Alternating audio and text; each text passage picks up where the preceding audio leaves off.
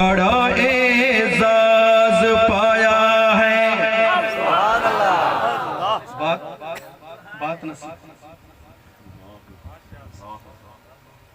माशाअल्लाह, मोहब्बत से कह दरा सुभान अल्लाह, शौक से अल्हम्दुलिल्लाह। ये देखो कहते हैं कि मोहब्बत नहीं है, अल्हम्दुलिल्लाह शुहदा से मोहब्बत है तो अल्लाह ने फिर ये मनसब भी दे दिया है कि शुहदा की जानशीन बन गए। अल्लाह सलामत रखे। तो सुनिए अर्ज कर रहा हूँ, बड़ा एजाज पाया है साहबा के गुलामों ने, बड़ा एजाज पाया है साहबा के गुलामों ने, बड़ा एजाज पाया है साहबा के गुलामों ने, बड़ा एजाज पाया है।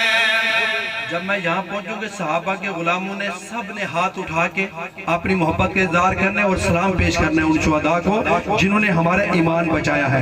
तो अर्ज कर रहा हूँ, बड़ा एहसास पाया है सहाबा के गुलामों ने, बड़ा एहसास पाया है सहाबा के गुलामों ने, बड़ा एहसास पाया है सहाबा के गुलामों ने, मैदान में सर कटाया है सहाबा के गुलामों ने, बड़ा एहसास पाया है सहाबा के गुलामों ने।